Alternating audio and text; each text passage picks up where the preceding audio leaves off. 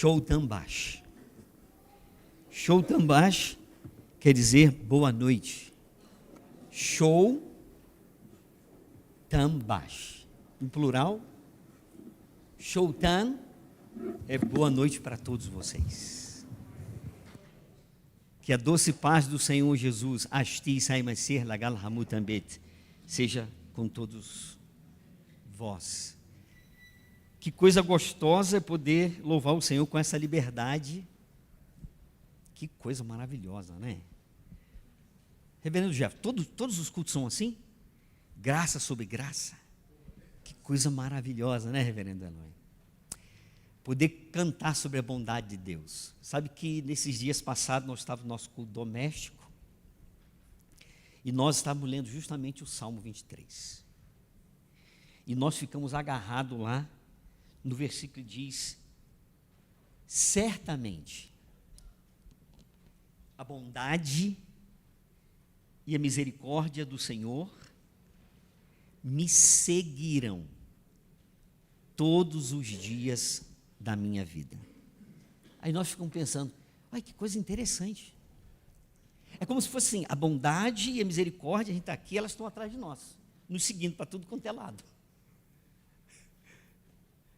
Em todas as circunstâncias, até quando passamos pelo vale da sombra da morte. Lá também estará a bondade e a misericórdia de Deus. É tão bom para nós como crentes sabermos disso e vivermos isso. Não somente nos momentos mais deleitosos, gloriosos, mas também quando passarmos pelo vale, mas também quando chegar o dia mau, como diz Paulo em Efésios. Perceber que a bondade e a misericórdia de Deus estão ali me seguindo. Em nenhum momento a bondade e a misericórdia de Deus estará ausente da tua vida. Nunca. Tenha certeza disso. Que nunca na sua vida você deixará de contar com a bondade e a misericórdia de Deus. Amém? Você sente essa bondade de Deus na sua vida? Não só porque você agora tem um novo emprego, comprou uma casa nova, trocou o seu carro, pôde comprar a roupa e o sapato que você mais gosta, mas perceber a bondade de Deus nas pequenas coisas, nos pequenos detalhes da nossa vida. E olha que graça e bondade de Deus, nós na manhã desse dia despertamos com as misericórdias de Deus, como diz Jeremias em Lamentações, renovadas sobre nossa vida. As misericórdias deles, do Senhor, são novas cada manhã. Então, cada manhã, quando você desperta, as misericórdias de Deus, elas já se tornaram novas na sua vida e por isso nós não somos consumidos. É bondade de Deus, né? Olha a bondade de Deus, poder ser alcançado com este evangelho, conhecer a Jesus e cantar. Ele é o Rei da glória. Que cântico mais inspirador. E todos nós cantamos com tanto fôlego, reverendo Eloy. Ele é Jesus, o Rei da glória. Que gostoso, irmãos, que liberdade maravilhosa que nós temos, essa liberdade espiritual. E nós cantamos com entendimento, não é? É com entendimento, reverendo, que nós cantamos, porque nossos olhos, nossa mente foram abertas e a gente sabe o que nós estamos cantando. Nós não estamos repetindo. Você sabe que o muçulmano, ele ora 5 vezes por dia, reverendo Eloy. E muitos curdos muçulmanos, eles não falam árabe, reverendo Jefferson. Eles não falam árabe, mas eles são obrigados a aprender o árabe, porque o árabe é a língua sagrada de Alá, a qual ele revelou o Alcorão para o profeta Muhammad. Então eles vão às mesquitas e eles têm que fazer aquelas rezas. E às vezes eu, evangelizando o muçulmano, eu pergunto: você sabe o que você está orando? Eles falam assim: não, porque eu não falo árabe. Eles estão fazendo algo sem entendimento, mas por obrigação. Não é isso, Eliezer? Lá na Índia também, né? Os muçulmanos lá têm que aprender o árabe, ou seja, repetir o árabe, aquela oração em árabe. E muitos fazem isso sem entendimento, sem conhecer o que estão fazendo, orando. Mas nós não, Abraão. Quando nós cantamos, nós sabemos de fato o que estamos cantando, para quem estamos cantando, porque Ele é digno e merece isso. E quando nós cantamos, irmãos, eu tenho certeza que acontece com você o que acontece comigo. Nós somos renovados. Nós somos renovados, nós somos animados, nós somos motivados. Isso é tão forte que não dá para se conter, não é? Abraão? Não dá para se conter. E não dá para viver no exclusivismo. Isso precisa ser partilhado. Porque Deus, Ele é o Deus de toda a glória, Deus é o Deus de todas as nações. Mesmo aquelas que não o reconhecem como Deus verdadeiro, Ele é o Senhor de tudo e de todos. Deus não depende de que determinada etnia o reconheça como Deus para ser Deus e Senhor. Porque quem pode viver um segundo da vida sem que Deus o dê a vida? Hein? Quem pode bater no peito e declarar: não, que eu vou fazer isso porque eu tenho autoridade para isso e eu vou vencer isso, sem que a graça especial ou comum de Deus esteja ali? Todos estão respirando? Estão respirando? Isso é um bom sinal, você está vivo. Né, minha mãe? Está respirando aí? Tá? Está viva, né? Eita, glória a Deus, que maravilha. Mas se Deus retira esse fôlego, o que seria de nós? Por isso, irmãos, vamos cantar sim essa bondade de Deus todos os dias. E quando você estiver passando um momento difícil, como eu também já passei, mesmo servindo ao Senhor, saiba que a bondade de Deus estará ali. Que quando passares pelo vale da sombra da morte, não tema, o Senhor está contigo. Ele vai passar com você naquele vale. Amém? Graças a Deus. Vamos ler um texto da palavra de Deus. Não era sobre o Salmo 23 que eu iria pregar, mas como cantamos nessa noite, e me veio à memória o devocional, o culto doméstico que fizemos, realizamos recentemente. Então eu queria trazer então essas breves palavras. Vamos abrir a palavra de Deus em Romanos capítulo 15. Romanos capítulo 15. Amém.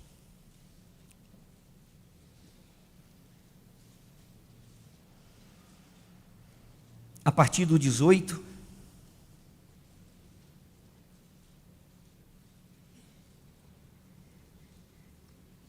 Eu não sei se acontece isso com vocês, mas eu me sinto muito motivado e estimulado quando eu leio Paulo.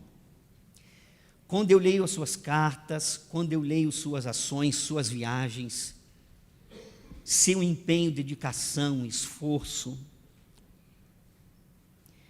E é bem verdade que a vida desse servo de Deus tem sido uma inspiração também para a minha vida, uma motivação para seguir a carreira que o Senhor Deus tem colocado diante de mim. No capítulo 15, a partir do 18, diz assim: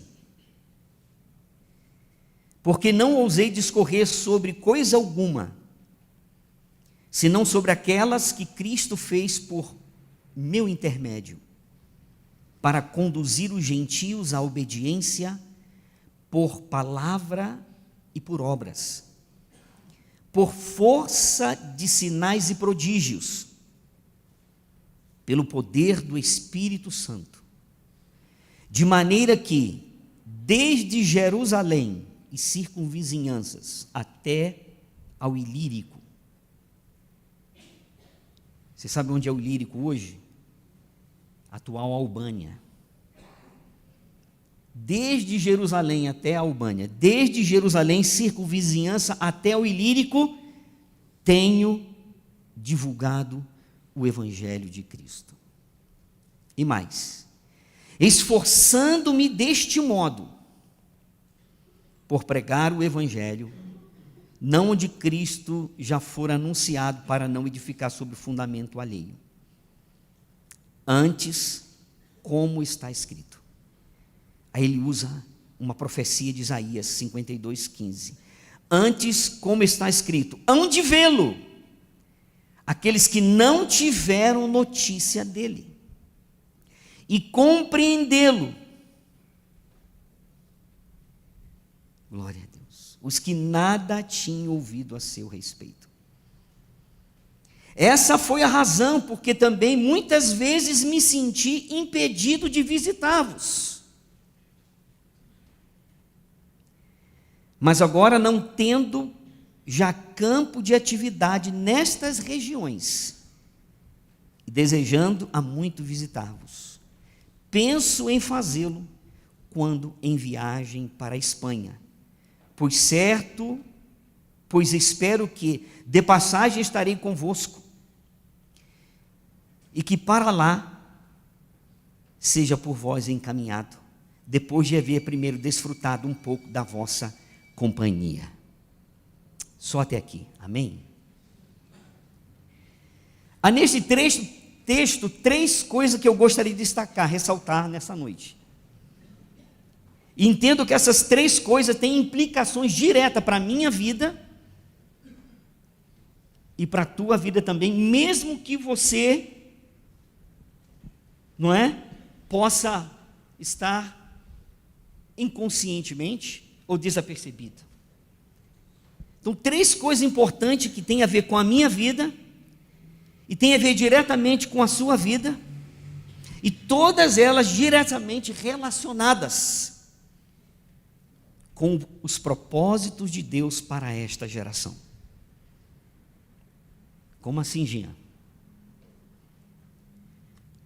Cada geração é responsável por alcançar a sua geração. Você entende assim? Eu não vou alcançar a geração dos meus pais. Eu vou alcançar essa geração, a qual Deus me permitiu nascer, viver, conhecê-lo. Você vai alcançar a sua geração. Isso é muito importante nós sabermos disso, porque Paulo tinha este entendimento, que ele era um servo, e não estou tratando aqui de missionários, ele era um servo como eu e você, chamado e vocacionado por Deus. Por isso ele tinha uma ambição, e eu quero chamar de uma santa ambição. Por que uma santa ambição? Porque essa ambição desse servo de Deus estava relacionado com a obra de Deus. Ele não viveu um evangelho para si próprio. Ele não viveu apenas para si, mas como ele mesmo diz, desde Jerusalém e circunvizinhança até o Ilírico, tenho divulgado o evangelho. E com esforço, com dedicação, pregando o evangelho às pessoas que não tinham conhecimento algum do Senhor Jesus. Então eu vejo, primeiramente, uma santa ambição. E qual era a ambição desse servo? Pregar o evangelho, irmã Marília. Pregar o evangelho. Uma pergunta: de quem é a responsabilidade de evangelizar os juízes foranos? De quem é a responsabilidade para evangelizar esta cidade, os juízes foranos? Pode alguém dizer, não, são os evangelistas, não é? Porque na nossa igreja nós temos evangelistas. Pergunto, será que apenas os evangelistas que foram ordenados são os responsáveis por evangelizar os juízes foranos? Quem são os responsáveis por evangelizar os curdos? O Jean e a Adriana. Porque eles são missionários. De quem é a responsabilidade de evangelizar as tribos indígenas que nós temos no Amazônia? De quem é essa responsabilidade, irmãos? Às vezes nós podemos transferir essa responsabilidade para outras pessoas. Mas sabe que, eu não sei se vocês conhecem o Hans-Wald Schütze, é um alemão. Ele foi diretor da Missão Amém no Brasil. Acho que ele já esteve aqui também, não teve? O Hans-Wald Schütze. E eu e Adriano tivemos uma oportunidade de ir algumas vezes na Missão Amém, fazer alguns cursos. E ele compartilhou conosco uma experiência muito tremenda de um jardineiro. Não sei se ele contou aqui para vocês. Um jardineiro alemão que mensalmente separava a sua oferta missionária e enviava aqui para o Brasil, para ele, para apoiar o ministério do Hans e da Rose. E diz que esse jardineiro, na sua igreja, certo dia se levantou, havia pregação sobre missões, e disse assim, eu estou fazendo missões lá no Brasil. E os irmãos olharam assim, mas como assim você está fazendo missões no Brasil? Você está aqui na Alemanha. Ele disse, não, todos os dias eu oro, e mensalmente eu separo a minha oferta missionária e envio para o missionário Hans, e todas as vezes que ele prega a palavra, evangeliza alguém, distribui folheto, ou ajuda de alguma forma, eu estou lá com ele, eu estou fazendo missões. Eu sei que nem todos nós iremos para campos distantes.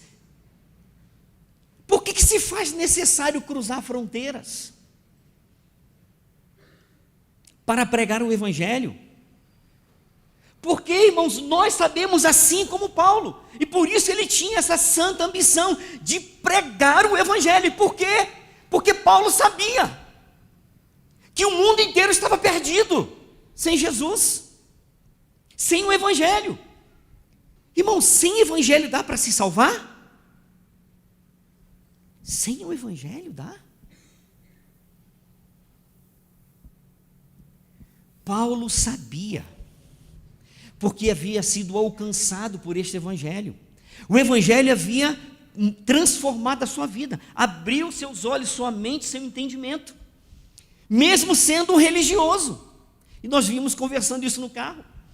A Adriana ia contar a história de Filipe, evangelizando o eunuco.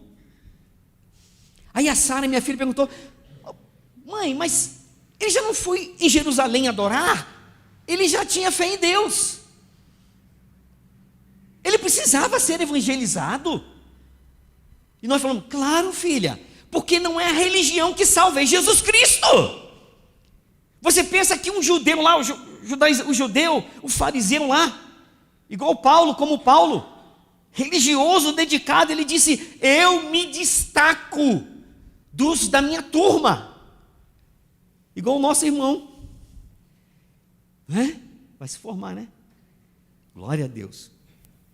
E ele disse: olha, eu me destacava, mas Paulo precisou conhecer Jesus para gozar da salvação eterna. Então Paulo tinha esse entendimento. O mundo estava perdido, irmãos. As nações, os povos, as etnias, as pessoas que não têm Jesus estão perdidas. E Paulo tinha esse entendimento.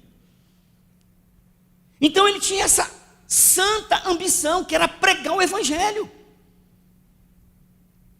Porque ele sabia que somente o evangelho é que transforma, é que salva, é que reconcilia as pessoas com Deus. E ele disse assim: eu fiz isso me esforçando-me deste modo por pregar o evangelho. Paulo via, quando ele via as nações, os povos, ele as via indo para um abismo eterno. E ele sabia que ele tinha algo especial que todas essas pessoas deveriam saber, deveriam ouvir. Por isso, esforçando-me deste modo.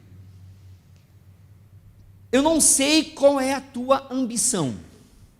E às vezes a gente fala nessa palavra ambição, ela tomou uma conotação meio negativa.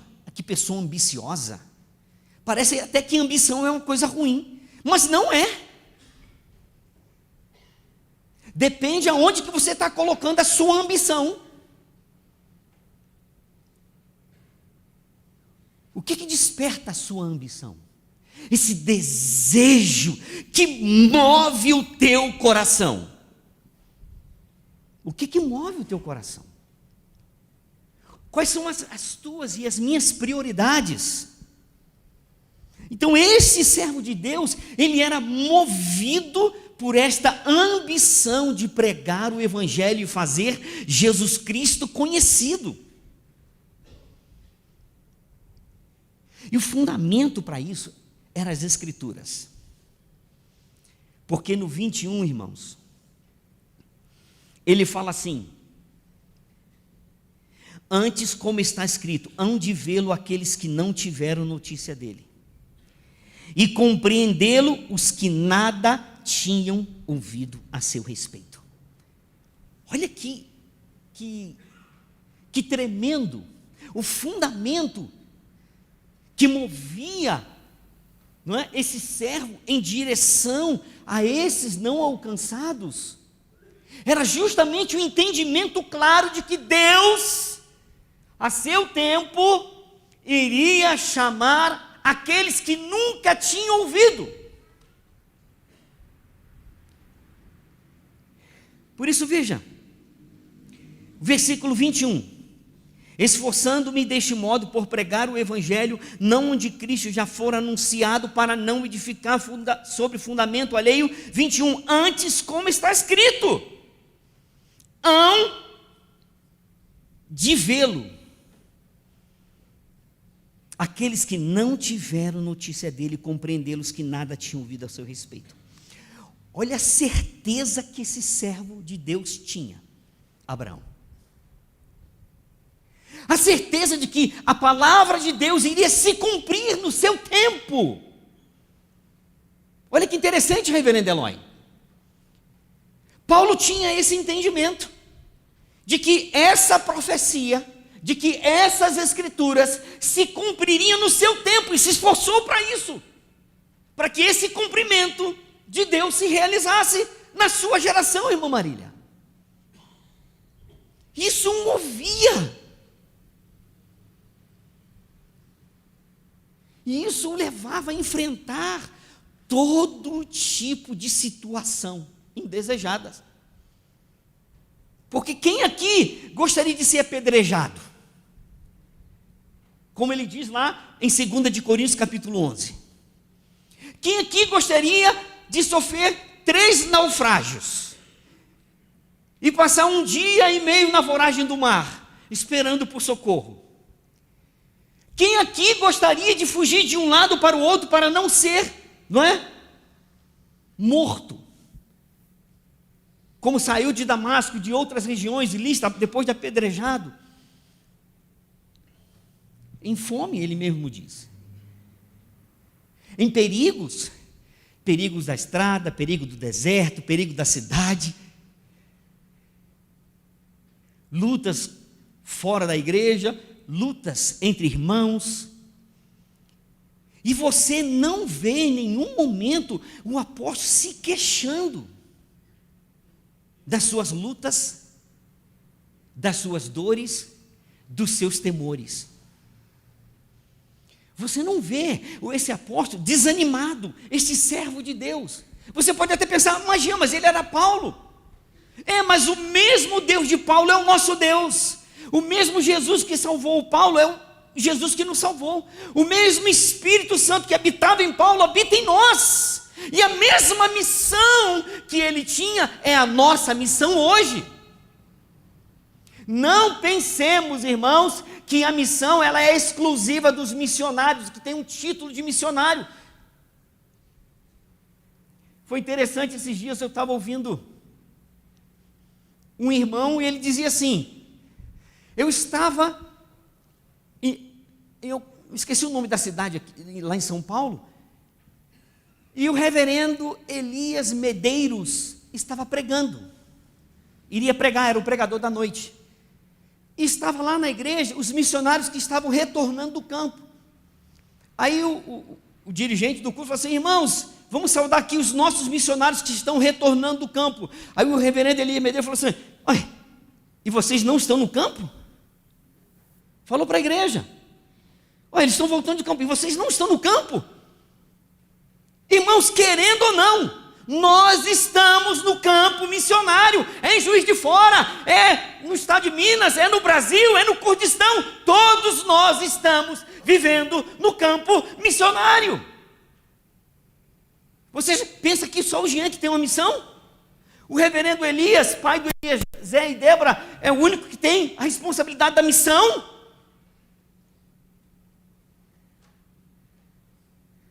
Não foi isso que a igreja de Antioquia fez, colocando sobre Barnabé e Saulo a responsabilidade de pregar o evangelho. Antes de vir ao Brasil da vez passada, Adriana e eu tivemos a oportunidade de visitar essa cidade de Antioquia e visitar o local daquela igreja que ouviu a voz do Espírito Santo para separar Barnabé e Saulo para a obra missionária intencional. E ficamos maravilhados, porque depois eu comprei um livro sobre um caso sobre Antioquia, mas está em inglês.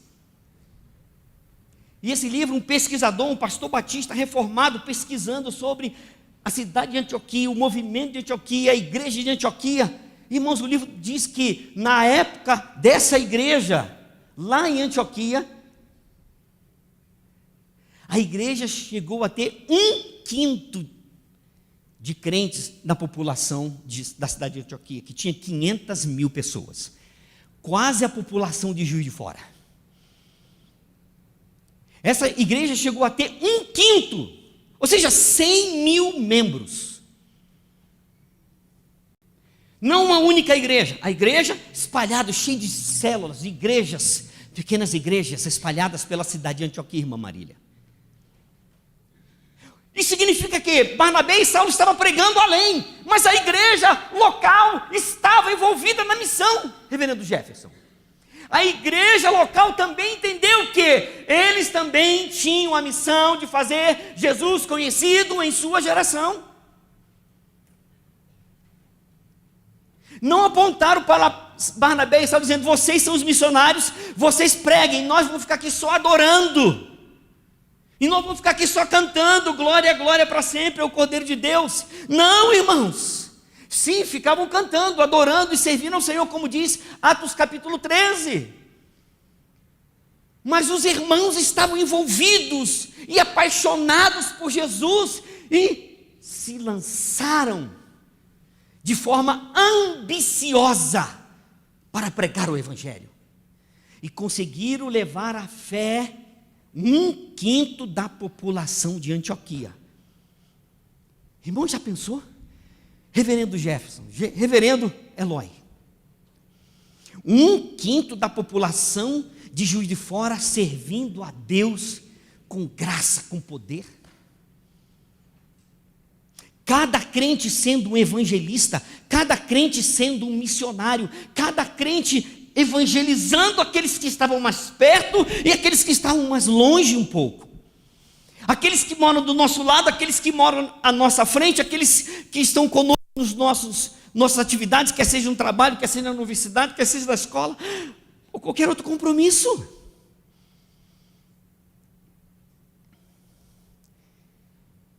E eu fiquei muito triste que recentemente teve um terremoto, vocês certamente acompanharam.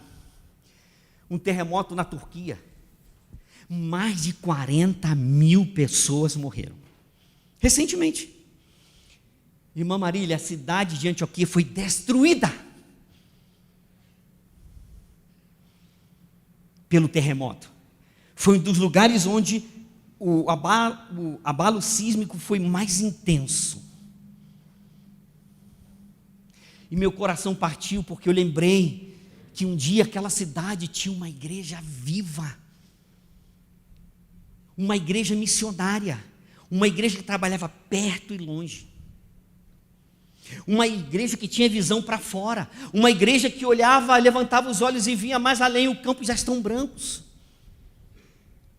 uma igreja que tinha um entendimento da necessidade de pregar o evangelho àqueles que não conheciam, 1/5 da população de Antioquia. Olha que tremendo, irmãos. Então percebemos através desse exemplo que os responsáveis para pregar, fazer missões, não são os que têm o título de missionários ou evangelistas. É cada um de nós. Não pense você que Jesus te chamou só para te encher de graça. Não pensemos nós que fomos salvos apenas para desfrutar as benesses. Bênção sobre bênção. Sim, cantamos, a bondade nos segue todos os dias da nossa vida. Tem bondade, tem bênção todos os dias para a nossa vida. Mas lembra do salmo que a gente leu?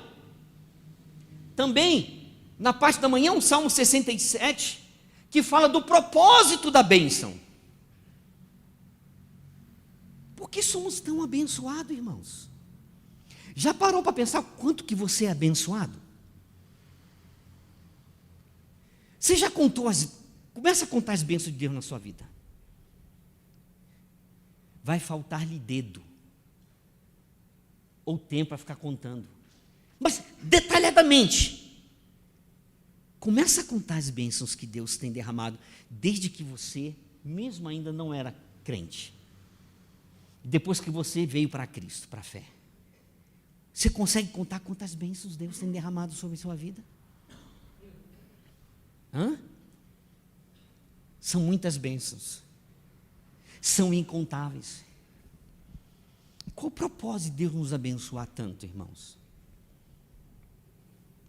Qual o propósito de Deus nos prosperar tanto? Para que se conheça na terra o teu caminho, e em todas as nações a tua salvação. Louvem-te os povos, ó Deus. Louvem-te os povos todos.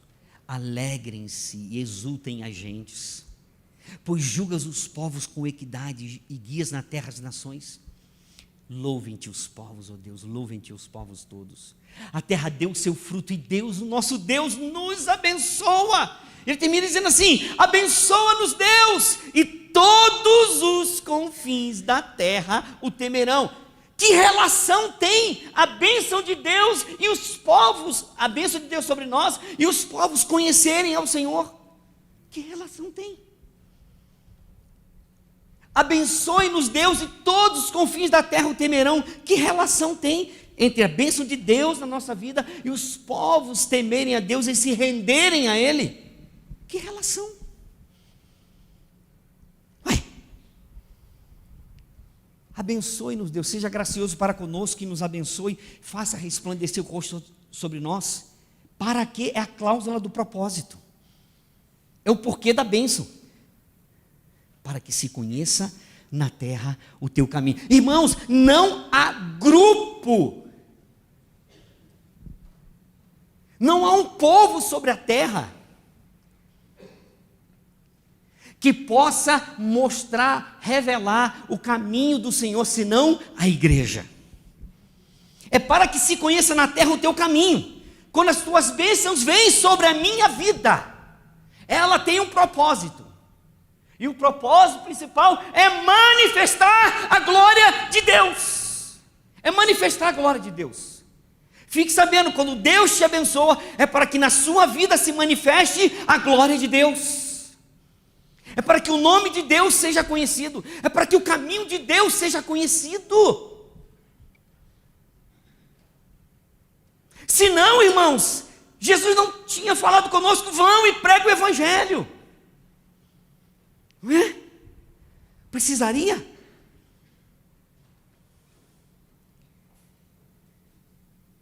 Vão e pregue o evangelho.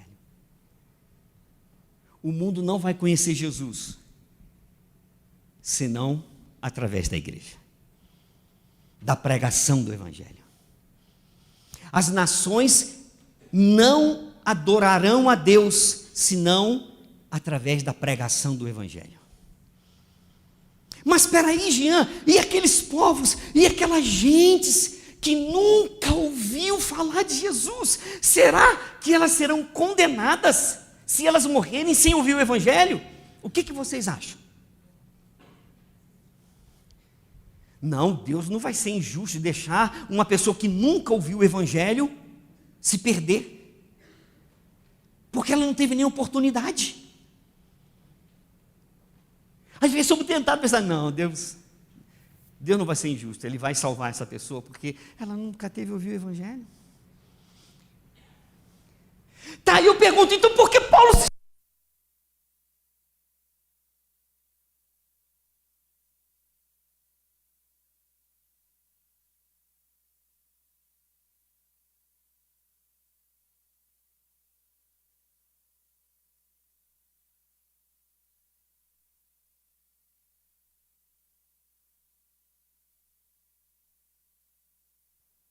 cruz? Estou dando grito aqui, queimou até o microfone.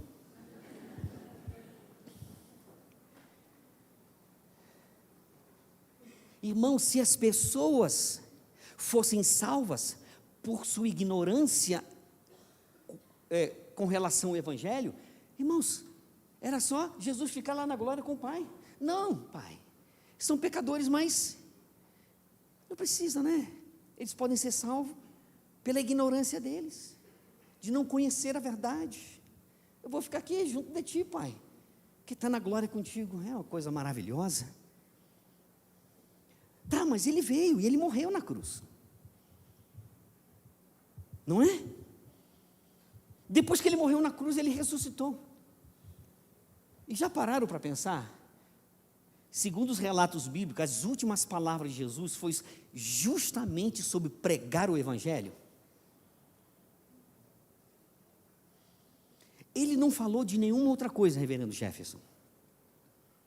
Claro, as suas últimas palavras ali com os discípulos. Diz que, não é? Está registrado em Atos. Falou: mas recebereis poder, ou descer sobre vós o Espírito Santo, e serei minhas testemunhas. tanto em Jerusalém, como em toda a Judéia, Samaria, até os confins da terra. Isso de forma concomitante, é ao mesmo tempo. Tendo dito essas palavras, o que ele fez? Foi elevado aos céus. Então, as últimas palavras, viu, minha mãe, que os apóstolos, os discípulos receberam de Jesus foi essa: vão e preguem o evangelho, sejam minhas testemunhas. Olha que interessante. Irmãos, eu fiz uma notinha aqui, interessante sobre o nosso catecismo. Viu, reverendo Jefferson? Eu estava pesquisando. Você sabe o que diz a pergunta e a resposta de número 60 do nosso catecismo maior? Diz assim, ó: poderão ser salvos por viver segundo a luz da natureza aqueles que nunca ouviram o evangelho e por conseguinte não conheceram a Jesus, nem nele creram? Poderão ser salvos por viver segundo a luz da natureza aqueles que nunca ouviram o evangelho e por conseguinte não conhecem a Jesus, nem nele creram?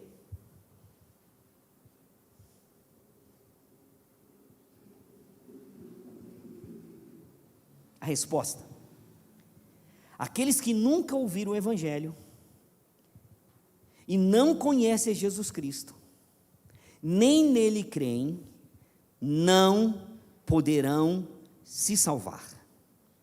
Por mais diligentes que sejam em conformar as suas vidas à luz da natureza ou às leis da religião que professam. Gente, já parou para pensar nisso? Que duro! Que duro e que difícil! Saber que essas pessoas que nunca ouviram o evangelho, elas não poderão se salvar. Paulo tinha esse entendimento. Acho que ele leu o catecismo maior primeiro que nós. Paulo sabia que era impossível uma pessoa ser salva sem Jesus.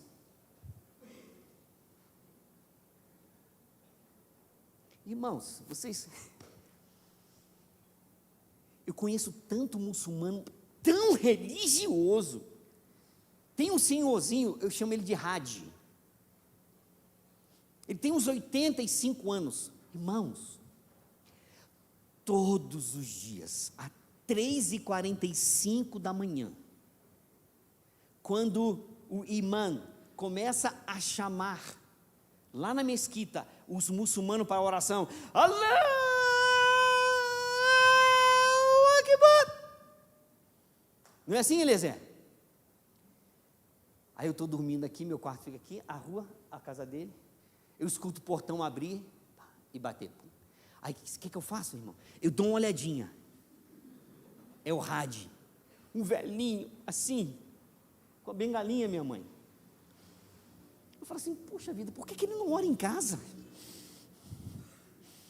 Às vezes está um frio, e ele vai lá, põe o casaquinho.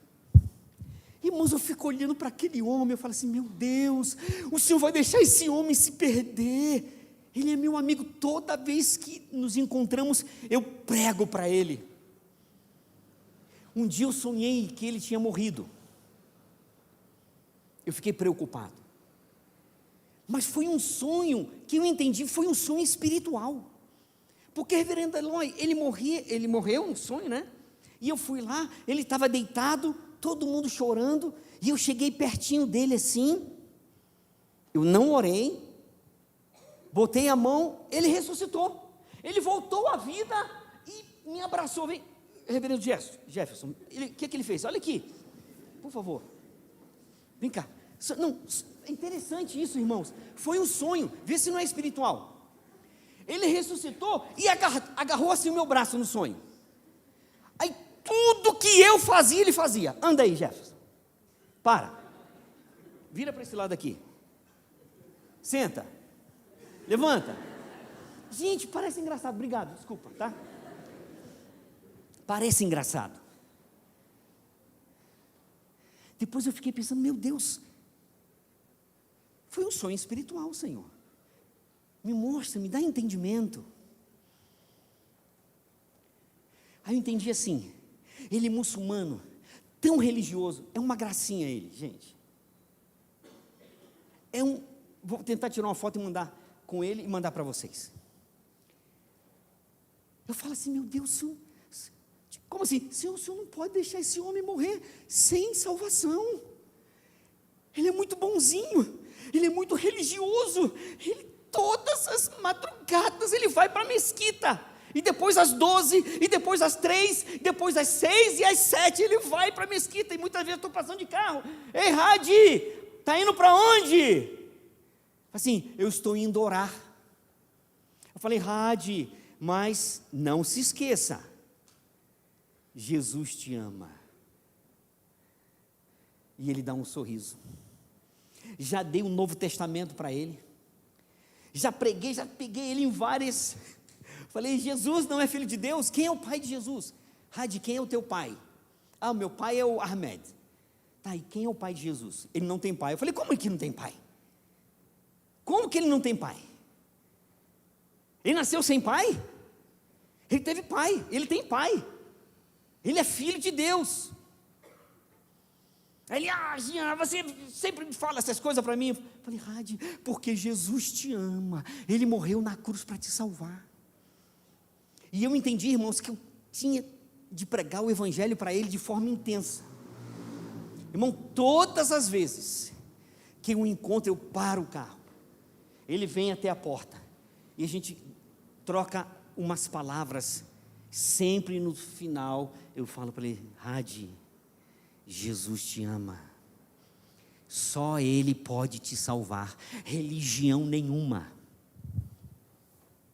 Então, irmãos, não sei se você conhece pessoas tão religiosas de outros lados, mas saiba de uma coisa, mesmo elas sendo dedicadas à sua prática religiosa, mesmo sendo elas vivendo em conformidade com a natureza e com a sua religião, com todas as práticas, com todas as demandas, com todos os pilares da fé que professam.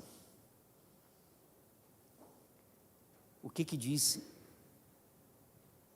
em Atos capítulo 4, versículo 12? Você lembra? Vamos lá?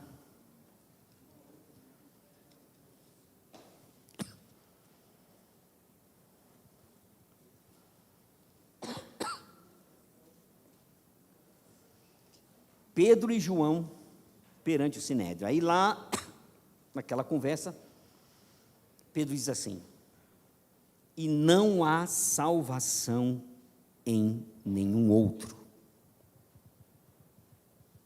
porque abaixo do céu, irmãos, abaixo do céu não existe nenhum outro nome dado entre os homens, pelo qual importa que sejamos. Então tem como se salvar sem Jesus, irmãos? Tem como se salvar sem a pregação do Evangelho? Tem como o juiz de fora se render aos pés de Jesus, se não ouvir esse Evangelho da graça de poder? Não tem jeito, ainda que muitos sejam religiosos. E nós precisamos ter esse entendimento claro. E quando nós temos esse entendimento claro, nós somos então movidos a essa ambição de pregar.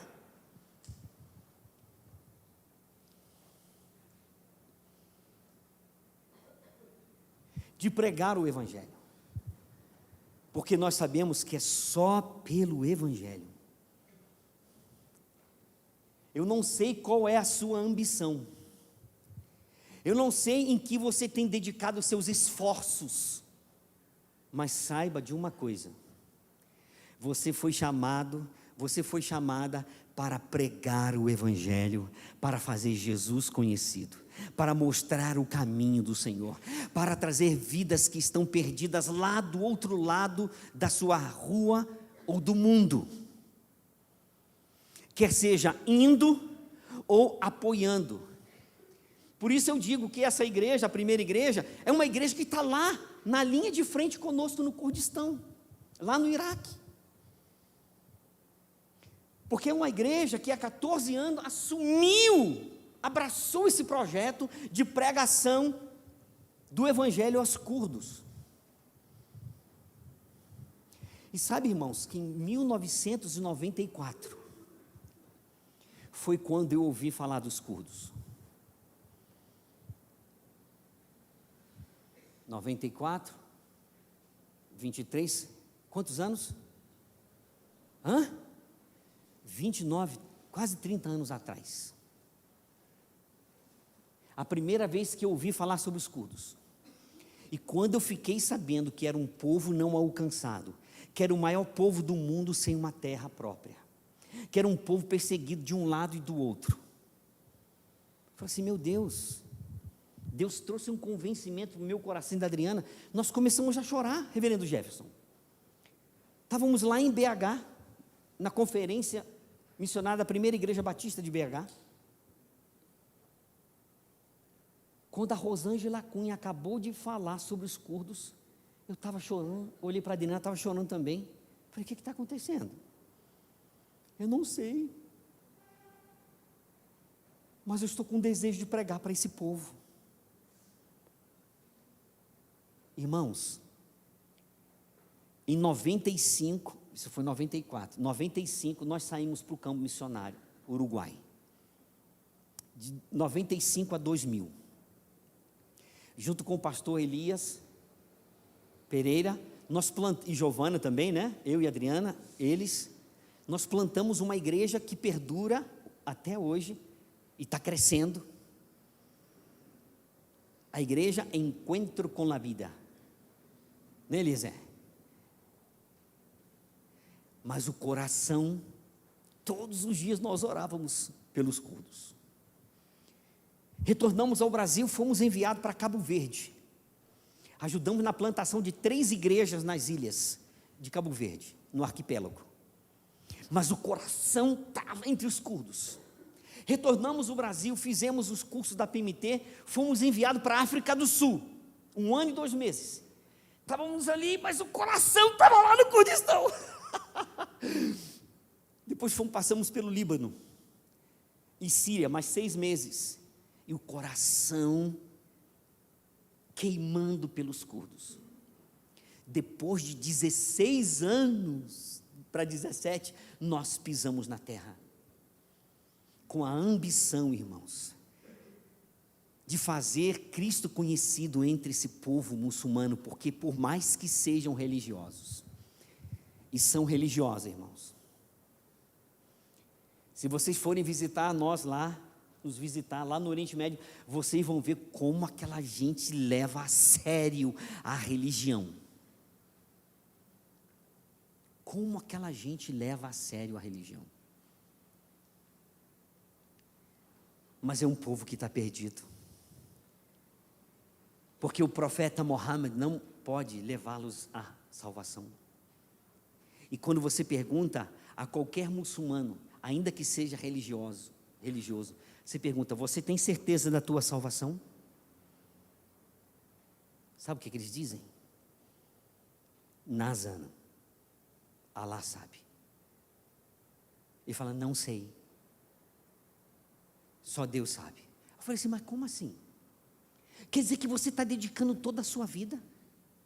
Quer dizer que você está cumprindo os pilares, os mandamentos que a religião demanda? Quer dizer que você peregrina para Meca? Quer dizer que você faz 30 dias de jejum no Ramadã? Você ora 5 vezes por dia? Você sacrifica o animal no Curban? E você não sabe, você não tem nenhuma segurança de que você vai ser salvo? Fala assim, não. Eu falei, rapaz, e se você morrer, quando chegar lá na eternidade, você vê que sua religião não levou você a nada, senão ao castigo eterno, dozar, que ele fala, o inferno. Aí ficam sem resposta. ficam sem resposta. Agora, olha para você, irmãos. Você tem certeza da tua salvação? Sabe por que nós temos essa certeza? Não é porque nós somos muito crentes. Não é porque nós somos muito crentes. É porque nós somos crentes. Porque Jesus foi quem nos salvou. E a segurança da nossa salvação está nos méritos de Cristo, do seu sacrifício que foi vicário, foi um sacrifício substitutivo, expiatório. Isso significa que você não pode morrer a segunda vez, porque Jesus já morreu a nossa morte eterna.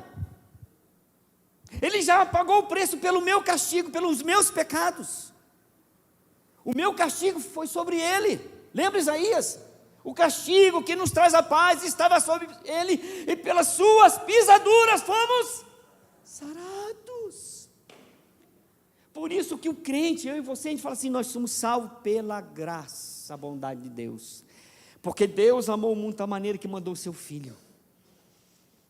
E eu estava lá inimigo de Deus, e Deus veio atrás de mim, mandou pessoas para pregar o Evangelho, para você também, insistiu com você até que os seus olhos, mente e coração foram abertos, e você então manifestou essa fé que Ele te deu. Olha que coisa linda, tudo vem dEle. Tudo vem dEle. Que coisa fantástica, que coisa maravilhosa. Desfrute disso, viva isso com motivação, viva essa fé motivadora, motive a outros, pregue esse Evangelho, entenda que essas pessoas, mesmo sendo religiosas, não poderão se salvar sem Jesus. Parece meio estranho o que eu vou dizer, mas você vai entender. Deus, que é soberano, onipotente, que não depende de nada, Ele conta com você. Olha que interessante. Ele conta com você para fazer o seu nome e o seu caminho conhecido aqui perto, aqui nessa cidade, aqui nesse estado, aqui nesse país, mas também conta com você para que o Evangelho chegue até os confins da terra, para que esse Evangelho seja pregado como testemunho entre todas as nações. E então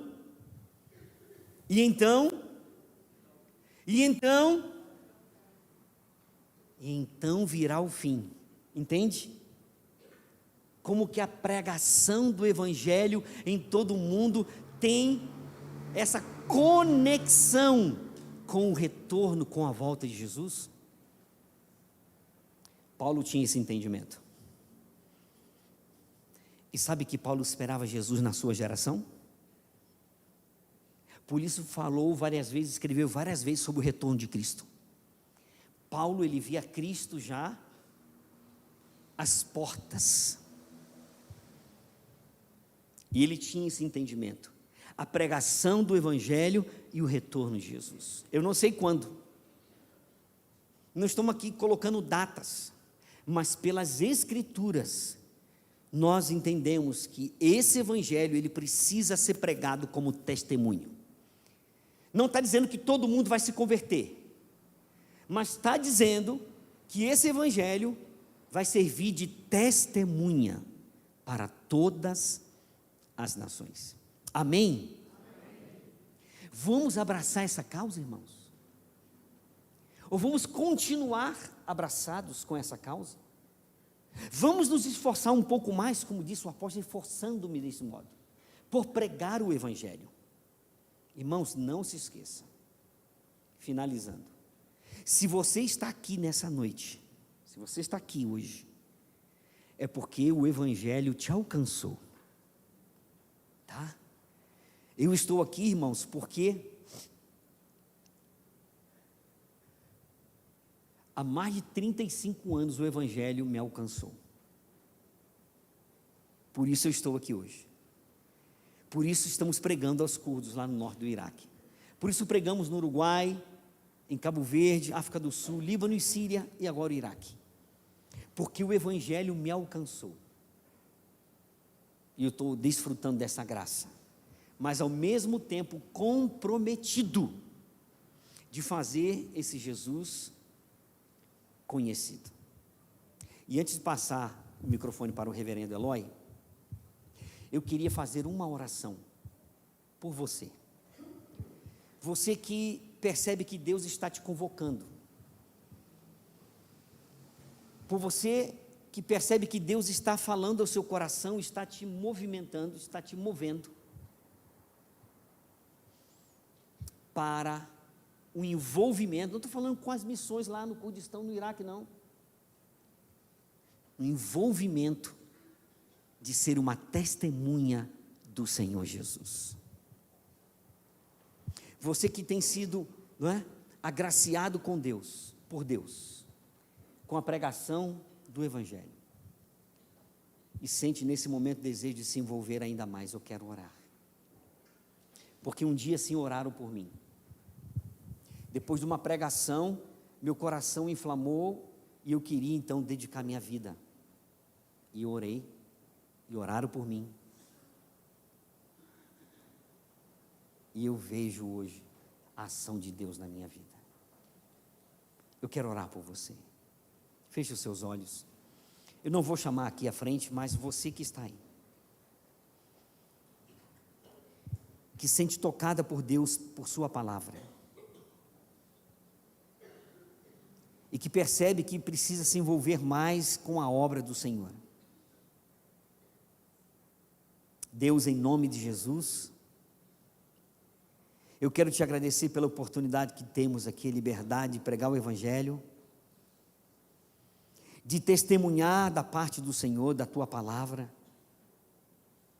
das coisas que o Senhor tem feito, Deus, perto e longe, aqui e mais além, no Brasil e no norte do Iraque.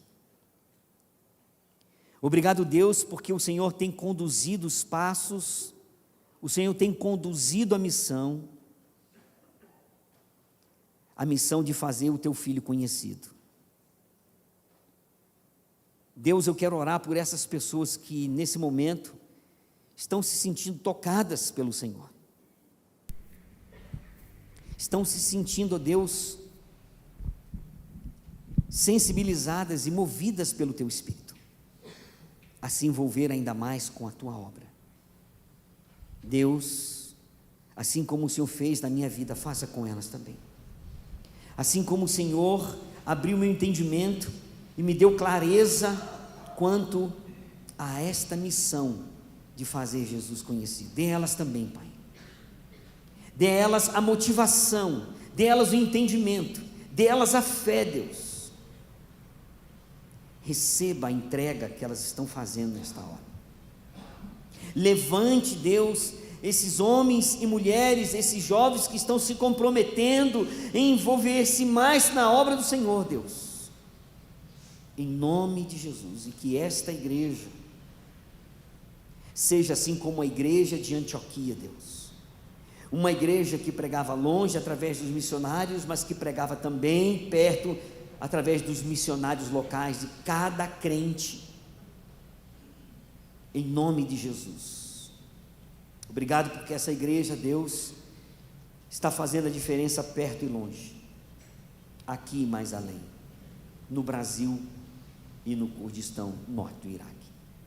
Obrigado pela liberdade que temos de pregar o Evangelho, pregar a Tua palavra. Mais uma vez, nós te agradecemos por esse domingo que passamos de manhã e à noite aqui na Tua casa, louvando e bendizendo o Teu nome de forma tão especial. Receba o nosso culto e a consagração e dedicação dessas pessoas, em nome de Jesus. Amém. Termino pedindo uma oração, pelo pastor Ali Mohamed Rahim. Recebi uma foto dele hoje. Ele está internado, recebendo medicamentos via venosa. Eu posso até depois mandar para o reverendo. Ele é o pastor dessa primeira igreja curda, presbiteriana curda. E eu ainda não falei com ele porque ele está internado. Vamos buscar, não é, conhecimento, como que vai, não é, os irmãos, a igreja vai proceder sem a presença dele, sem a nossa também aqui. Então esteja orando por ele.